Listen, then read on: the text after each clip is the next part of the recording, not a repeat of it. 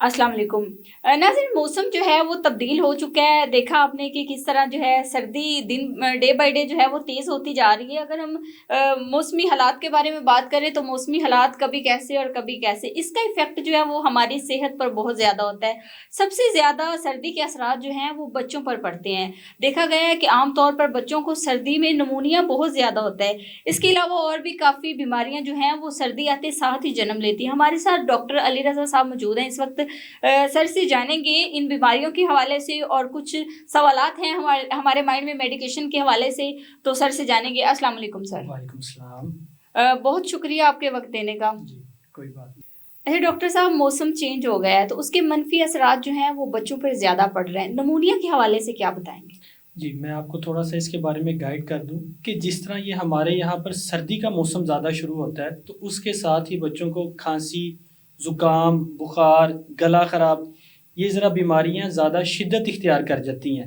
جس کی وجہ سے بچے کو نمونیا ہونے کے چانسز بہت زیادہ ہوتے ہیں. چھوٹے بچوں میں نمونیا کی ریشو زیادہ ہوتی ہے، وہ صرف اس وجہ سے کہ ان کی امیونٹی تھوڑی سی ویک ہوتی ہے ٹھیک ہے بڑے بچوں کی نسبت. اس وجہ سے ان کو نمونیا زیادہ ہوتا ہے. نمونیا یہ صرف ایک سانس کی پھیپھڑوں کی بیماری ہے جس میں کہ ان کا فلوئڈز جو ہوتا ہے، ہمارے پھیپھڑوں میں جو ایئر سیکس ہیں ان میں فلوئڈ فل ہو جاتا ہے، جس کی وجہ سے وہ ریشہ وغیرہ زیادہ بنتا ہے، وہ باہر نہیں نکال پاتے بچے،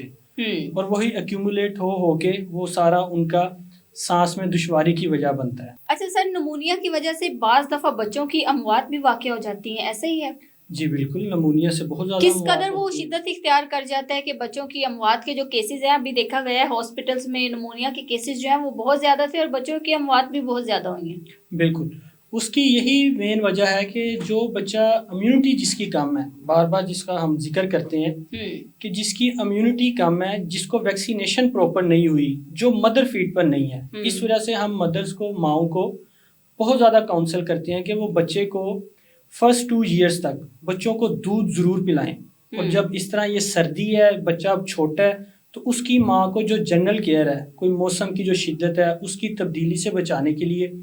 جو بھی اس کی کیئر اس کو چاہیے وہ ماں ضرور کرے. جو ماں بچے کو اپنا دودھ نہیں پلاتی، اس کو اچھے اینٹی باڈیز وغیرہ بچے میں پروڈیوس نہیں ہوتے بیماریوں کے خلاف، جس کی وجہ سے بچہ بہت زیادہ بیمار ہوتا ہے. ٹھیک ہے، اور اس کو نمونیا کی شدت بھی زیادہ ہوتی جاتی ہے. ٹھیک ہے. اچھا سر، ایس او پیز جو ہے وہ ماؤں کو بھی، مطلب ماؤں کو بھی ٹھنڈے پانی میں ہاتھ نہ ڈالیں یا اس طرح سے، کیونکہ ظاہری سی بات ہے انہوں نے فیڈ کروانا ہوتا ہے، تو ماؤں کے لیے بھی ہوتا ہے کوئی اس کا؟ اچھا، اس بارے میں بھی ہماری سوسائٹی میں بہت زیادہ متس ہیں. کہا جاتا ہے کہ جی ماں یہ چیز نہ کھائے، اس طرح کرے. اس میں سے کچھ حد تک بہت زیادہ ٹھیک بھی ہیں، جیسا کہ یہ بالکل آپ کی بات ٹھیک ہے کہ ماں کو کہا جاتا ہے کہ وہ ذرا اپنا بھی گرم سرد ہونے سے، ٹھیک ہے، جس طرح موسم کی شدت ہے، اگر ظاہری بات ہے بچے کا ٹھنڈ ہے تو ماں کو بھی وہ موسم اسی طرح ہی شدت والا ہے کہ اس کو ٹھنڈے پانی میں کام کرنے سے،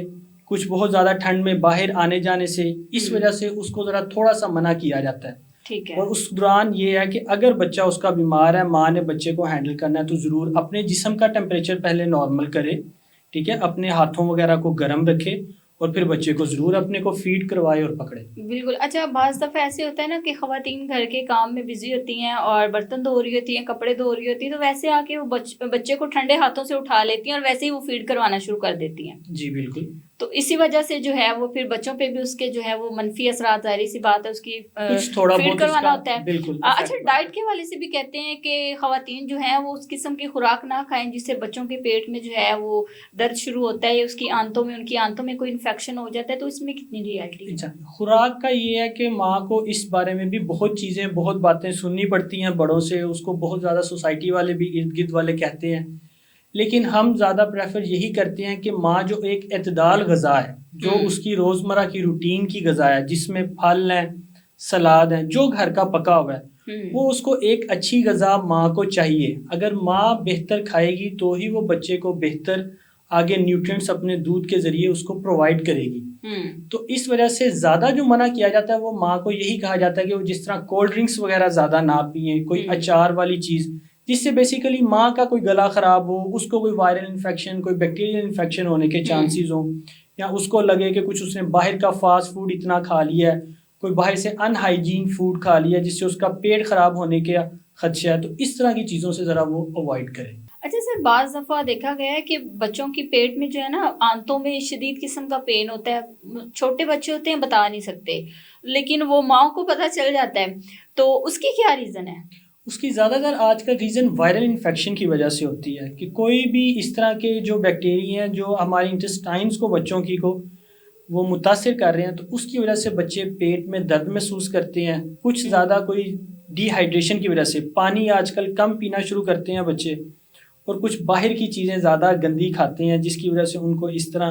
پیٹ میں درد، بچے بڑی ویگ سی کمپلینٹس بتاتے ہیں، بعض کا پیٹ میں درد ہو رہا ہے، اوپر والے پیٹ کے حصے میں درد ہو رہا ہے، سینے پہ ہاتھ لگاتے ہیں، لیکن ماں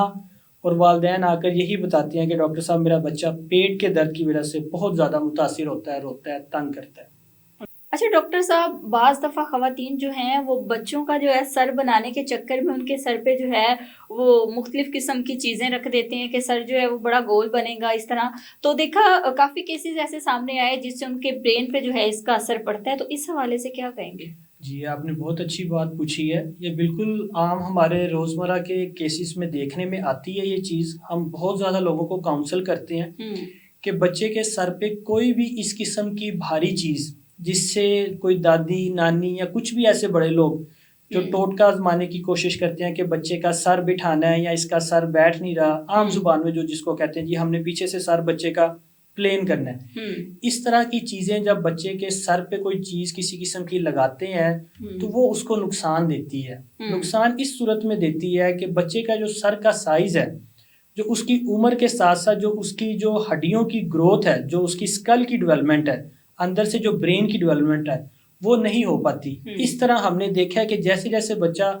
اپنی بڑی ایج میں جاتا ہے تو جو اس نے اپنے مائل سٹونز اچیو کرنے ہوتے ہیں اپنی ایج کے حساب سے،